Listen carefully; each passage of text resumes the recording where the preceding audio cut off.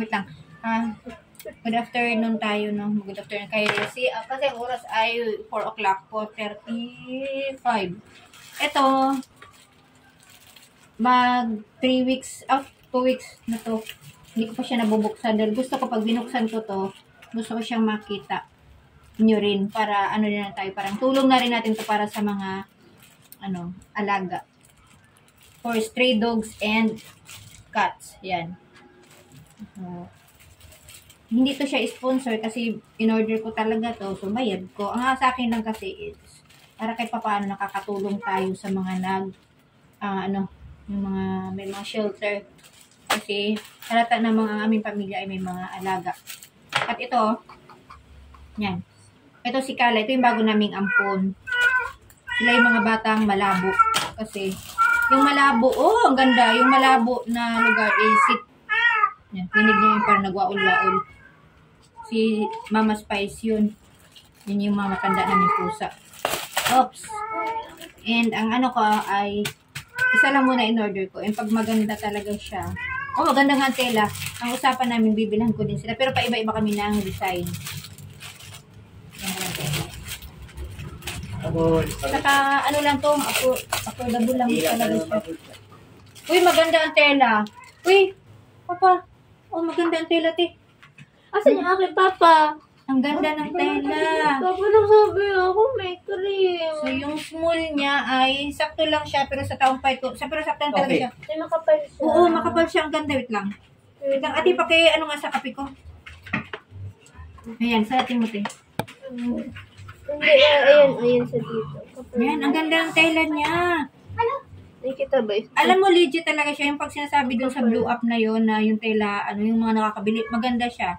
Hindi mo siya hindi tinipid yan sa pero hindi mo siya mapapangbahay, hindi siya pangbahay talaga, as in ma-proud ka pag isuot mo to. And yun naman din talaga ang small. Yun naman din talaga ang purpose ko. Kaya bibili to kasi pag kunyari alis kami, ito yung isusuot ko. Parang so hindi pangbahay. Yeah. And ang lagi ko siya mabasa animals are not voiceless. Animals are not voiceless. You are just not listening. You are not just listening. So, ang ganda ng message. Ito yung pinili ko dahil ito yung pinaka gusto kong quote niya dyan. And ang sa likod ay plain lang. So, idudouble ko na lang to kasi malitan yun. Pero ang ganda niya. Dahil maganda siya, bibili ako nito ng 3 pa. Pero iba-iba na ang design tayo, ha. Uy, ang ganda talaga, sakto lang sa akin. Small. So, kay ate, malamang small ka din. And kay Happy, si Papa ay mag-medium. Tama lang siya. Yun. Hindi nyo masyadong pero, saktuhan lang yung ang ganda talaga niya, So, may maganda na tayong t-shirt. Nakatulong pa tayo sa mga strays natin. Katulad ito. Ito yung maingay kanina kasi naglalandi yan. Ano yan? Ay, Mama Spice, Mama Spice, ayun, naglalandi kasi ito. Ito pag naglandi, nangangayayat siya ng tulog kasi wala siyang ganang kumain, wala siyang ganang matulog. Alam mo yung pabalik-balik siya ng lakad, pabalik-balik, tapos nangangaw-ngaw siya. Pero pag hindi siya naglalandi, ito naman siyang kain-tulog. Ngayon, ayun, payat na naman siya. Saka, nagdudugot ang balaybo kasi kung saan na siya gusto pagugulong-gulong ganun pag naglandi. Ang hirap niyang kontrolin. So, yan lang, update natin, May maganda na tayong t-shirt. Ang ganda ng tela niya, Ang ganda talaga. Ang lang. Ano yan? Papa! Tapos, merinda time tayo. Nilagang saging na nabalatan na. Malamig na ito. Yan. Update pala sa aking halaman. Ano to? Ang tawag nito sa Bisaya ay gabon. Hindi siya gabon. Basta oregano dito sa atin. Oregano. Kaya nga gamot siya sa ubo. And nilagay ko siya dyan dahil gamot din siya sa para mo walang lamok dito. Ayan, marami ako dun. Nito siya. Hello! Mama Spice here. Mama Spice. Ay, Mama, Galandi ito. Ito pa ang aming lang. Ito ang aming kanina. Si Kala. Batang malabo. Batang bumalabis. Ito si Bacon. Kailan na kita Bacon? Ito si Bacon. Wala na siyang mama. Si Mama Lemon. Pero matanda na rin. Nalaga na to. Ang bully. Pero hindi siya, Wala siyang mama. wala na siyang mama. Matanda na to siya, pero hindi namin pinapabuntis kasi dadami na sila. Pero ano to siya, ang tawag ni Papa sa kanya ay si Fox. Si Fox, si Lady kasi, tamo mukha siyang Fox. So, tapos napakailap niya, oh. Oh. Di ba? Hindi siya sweet. Nagsisweet lang siya pag may pagkain. So, yun lang ang update, no? Ang ganda niya, Maganda talaga siya, legit. So, pag nahanap niyo to siya sa kung saan sa Blue Up, ito, masabi basta, alam niyo na sa letter F, pag nahanap niyo yung mga shelter doon or yung mga foundation doon sa mga alaga, pag bumili kayo, legit. May isa pa doong parang foundation para sa mga stray cats and dogs.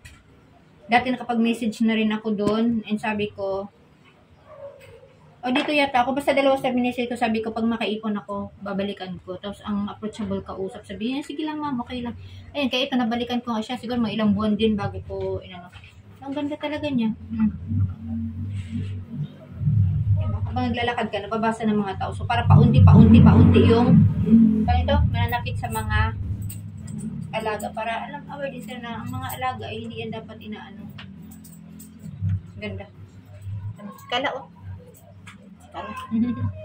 Yan, kala. Yan. Gawa tayo thumbnail kala. Diba? Ganda ng damit. Wait na si kala.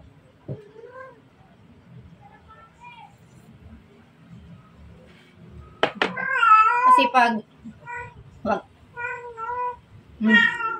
Sarap yung saging. Masyadong maling saging busok. Sarap. At ngayon ay pangalawang, kahapon pala nag-landfall ang bagyo. So ngayon, medyo maulap pa, mahangin. So, buti nakapag panahon ako mag-unboxing. So, excited talaga ako. Ngayon ko lang na, alam ko lang. Busy din kasi kami, kaya, yun lang na, update lang to. Pag nabili ko na yung 3, papakita ko rin yung message doon. Kasi maganda. Ang iba naman parang design na lang siya na parang drawing. Pero pala wala siyang Alam ko parang may salita din yata to, pero ito gusto ko talaga to siya. Mas maganda nga sa to, meron din sa likod para habang nakamotor ka sa likod, yung mga kasunod mo, nababasa din nila. Pero kasi, mga animals, kasi din yan, katulad yan, ang cute-cute niyan, tapos ang iba, naku, Diyos ko po. Bakala. Ito, pinost to sa Facebook ng, kakilala ni ate. At sabi, pinakita ni ate sa akin, mas maliliit pa sila nito, naglalaro sila sa paso. Ang sabi kasi doon ay, yung mama cat daw ay paano ba yun? Ang mama cat ay, ililipat na, tapos sila, mawawalan sila ng mama. So, paano sila pag kikain, dididi. 3 sila, yung isa, may nakaampun na, so may natira pang 2. Ngayon, ang mangyayari, pag kinuha na yung mama cat, paano sila? So, magiging dagdag sila doon sa magiging palaboy. Magiging stray cat na naman sila doon. So, pag ganyan, kawawa ang buhay, no? Baka mamaya, hagip, ganyan, masasakyan. Tapos, walang magpapakain sa kanila. Kaya, ang ginawa namin, sabi ni ate, kinuha na namin. Tricycle kami papunta doon sa Malabo, sa sitio Malabo. Dito lang din naman sa Maisan. Ngayon, lagi namin sa bag. Ayan, si Kala. Tsaka yung si Clover yun. Si Clover ng baby yun. Blue eyes yun. Nung lumaki na, hindi na blue yung mata ni Clover. Nag-iba na. Akin na si Clover, ate. Papa, pakiabot na si Clover, Papa. Paps, pakiabot na si Clover. Papa. Sil. Pakiabot mo na si Clover. Ito si Clover, yung kapatid niya. Yan. Ito si Clover, mas malaki siya compare nito kasi lalaki to and ang bilis itong kumain ng takaw. Ay, Clover, dati blue eyes to. Ngayon, wala na. Hindi na nag-blue siya. Pag niluloko ko to, pag sweet pa to, pag sabihin mo, hindi kita bibigyan ng whiskas. Lalambing-lambing yan. Kala dito lang, Kala. Diba? Sobrang itim, hindi nyo na makita. So, yan. Dahil sa mga alaga na to, kailangan nating supportahan kung anong mga foundation para sa kanila. Kahit sa konting halaga lang, no, kunyari, at least pag nagbili ka, may damit ka na, nakatulong ka pa. Ganun lang yun. Nakulong pala to kanina sa lababo. Kasi si Papa nagkalkal. Nandoon pala siya. Pumasok. Kaya meron kasi to. Ayan. Pumasok siya. Oh! Look! Look! Look! And, asa na si ano? Kimchi. Hala, Kimchi! Come here, Kimchi. Come here. Kimchi. Come here. Di ka, dali. Ito ang aming kimchi. Ito ang aming lahi ng Siamese. Siamese. Ito si kimchi na pinanganak to black. Tapos unti-unti siyang nag-light. As in light, may video ko sa kanyang short video para siyang puti na talaga. Tapos, ngayon nag-ano naman siya, oh, parang pabago-bago yung color niya. Ngayon parang dark, ano ba yun? Parang dark brown. Parang kahalos na kulay na ng buko. Dark brown. Pero may light pa talaga nito na ano, parang pumuti siya talaga dito. And tatlong magkapatid to sila. Siya yung bunso. Black na black siya ng bunso. Parang siya mukhang gorilla kasi ang umbok ng mga pisngi. Tapos ang cute. Hala, nagbago yung kulay niya. Nagiging gray. Oh, parang grayish pa to. Brownish gray. Tapos yung mga kapatid niya ay si Mochi. Si Puchi yung gitna kasi kay Puchi sobrang lambot ng katawan nun. And siya Kimchi. So mga Puchi, Mochi, Kimchi. Siya yung bunso. Si Mochi, yun yung namatay kasi nagkasakit at nakadila ng pintura. Nagpipintura kami. Hindi naman namalayan. May pintura na yung bibig niya. Si Puchi naman, bigla nagkasakit nung naglilipat na kami dito. Siguro may nakain siya, may nadilaan siya. Hindi namin alam. Pagdating dito, nanghihina na. So mga sweet sila. So imagine mo kung nabuhay silang tatlo. Ang cute nun. Kasi lahat yun sila. Parang ano sila. Mga baby pa kasi talaga, tas parang triplets ang dating ba. Yeah. And kung nabuhay sila, di ko alam kung makuha namin si Kala and si Clover kasi dadami na naman sila. Magkilo ka sa ano, Lula Juby mo doon. Hello. This is Kimchi. Ano ka doon, Kimchi? Mama niya kasi black din. Babay na. So, yun lang muna ang update ko ngayon, no? And, thank you, Lord God. Kasi, alam mo yung bagyo, talaga namang ang bagyo ay pag tuloy-tuloy, sama-sama yung dasal. Kahit sa utak nga, dadasal ka. Minsan, nabubuis, mo out na yung, Lord God, please, nagaganyan mo. Pero ako kahit nagaganyan ko pag maano yung hangin, nasasabi ko. Pero kahit sa utak ko, habang nagliligpit-ligpit ako dun sa kwarto, nasa utak ko talaga, Lord God, sana maluso siya, sana humina. Kahit parang ang imposible na dating kasi, ang laki niya, di ba, parang pag nakita mo doon sa picture sa satellite, sa picture, yung nasa pinopost na, yung kuha ng satellite sa picture, pag nakita mo kasi siya, mas malaki pa siya sa Pilipinas. So, imaginein mo kung yung damage niya nadulot, kung yan talaga ay hahampas ng buo. So, parang, isipin mo na lang, grabe na to. Diba? Kasi, yung Yolanda nga, i-compare mo yung mata ng bagyo ng Yolanda kisa sa kanya, tsaka yung, yung nasasakupan niya, sobrang laki talaga. So, buti na lang, Lord God, na siya, nag-relax siya sa gabi, parang di kami masyadong parang di ka relax ba, pero, ang meron lang talaga hangin medyo, hangin na panghabagat, kaya, di masyadong creepy, pero yung ulan talaga yun ang dinasal namin na wag talaga masyado siyang bumagsak, kasi, alam niya naman dito sa Manila, pag bumagsak ang ulan, kahit ambon lang yan, magdidili ka doon agad-agad. Pag yung ambon, tas magtuloy-tuloy, alam niya, kwento na naman yan, another sisihan na naman yan. So yun, buti na lang talagang dapat likas agad, bakwit agad pagka wag na magtagal kung alam nating area natin ay masyadong Kasi kami, hinintay ko talaga, pag ako naghanggang bewang yung bahala si Insul dito, iwanan namin, lilikas talaga kami sa aming mga alaga.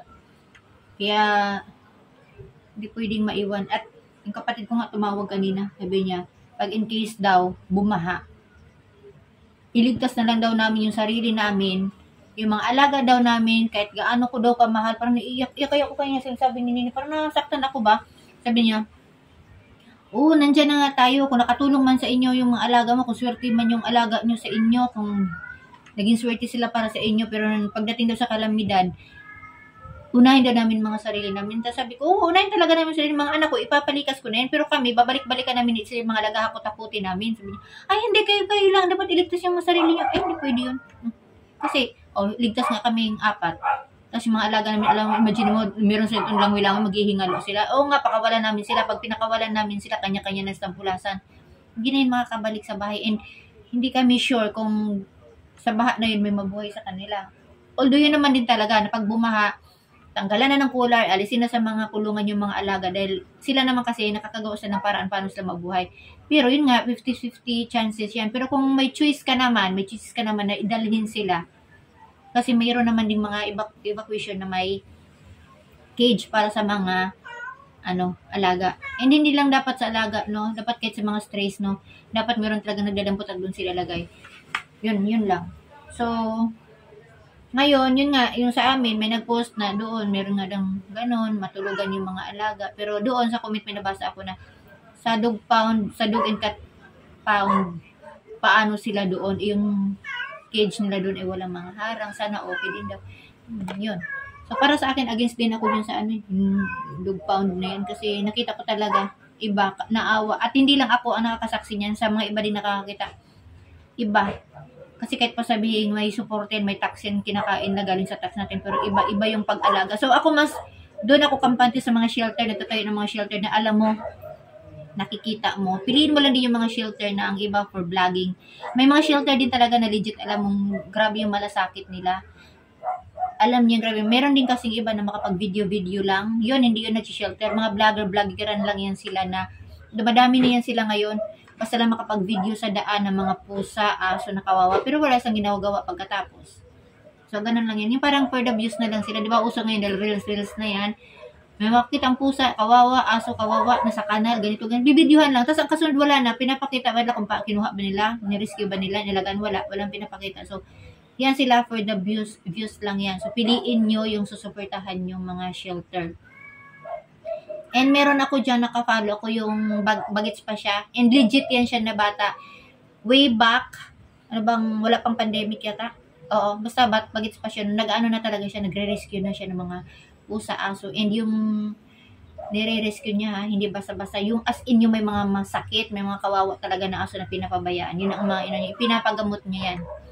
So, yun dapat ang isupport natin. Kunyari, pang pavit noon. Kasi sa pagkain, hindi naman siya nanghihingi. Ang hinihingi niya yung minsan, yung pang lang talaga, yung pampa-hospital. Kasi, minsan ang mga nire-rescue niyang aso is yung may mga cancer, yung mga malala na sakit, yun.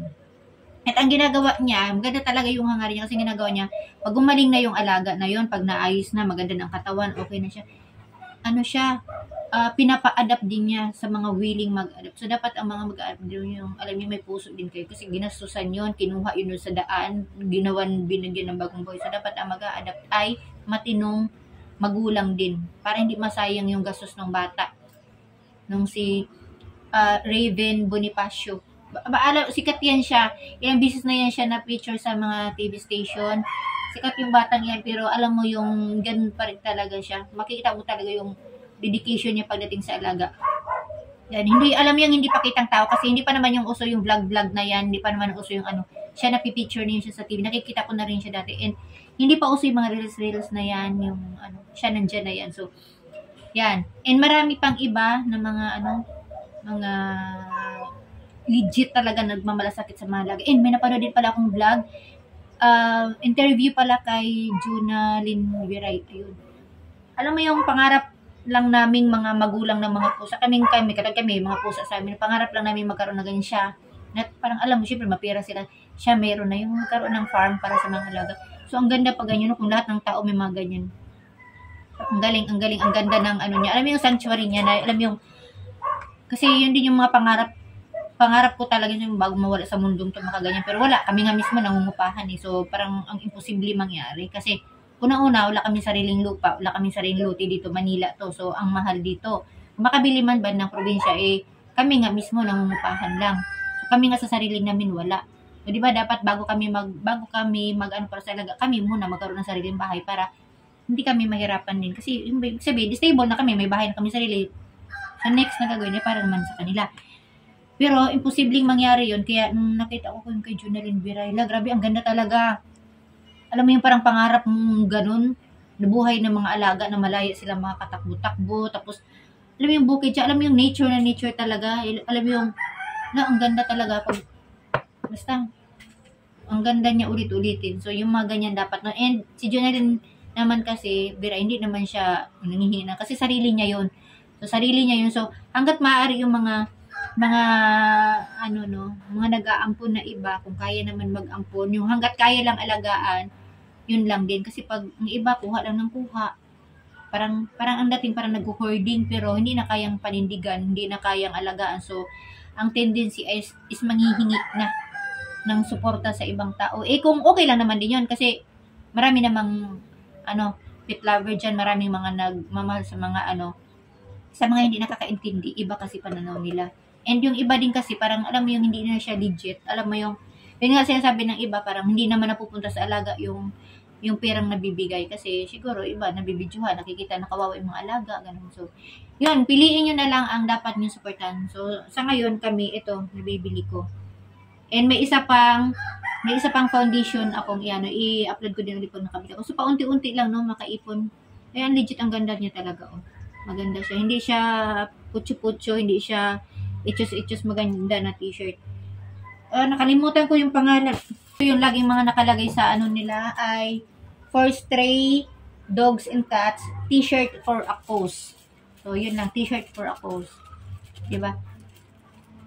So, may t-shirt na akong maganda, nakatulong pa ako dito. Nang hindi man natin personal na doon, bigay ng pera talaga na pero at least, sa pamamagitan ng pagbayad nito, yun na rin yun. Ang ganda. Diba? Pero maganda talaga siya, maganda. Sobrang ganda niya. Ano mo talaga siya, maano mo rin sa tela, makapal talaga yung tela niya, oh, ganda, oh. So, yun lang muna, no, next ating update, basta tungkol pa rin sa mga alaga, yung mga alaga ko. Nakahiga na kasi sa atin sa lapag. So, yun lang, maraming salamat, and stay safe. Kung kayang mahalin ang mga alaga, mahalin natin ang mga alaga. Kung kaya nyo magpakain, may madaanan kayo, pakainin nyo. Kasi kami, pag nagbibiyahe-biyahe kami, may dala akong supot. Imagine mo yung kakainin nila, hagilapin pa nila, diba? So, yun lang. Maraming salamat. Mahalin natin ang mga aso at pusa. Kasi kami, pusa talaga sa amin. So,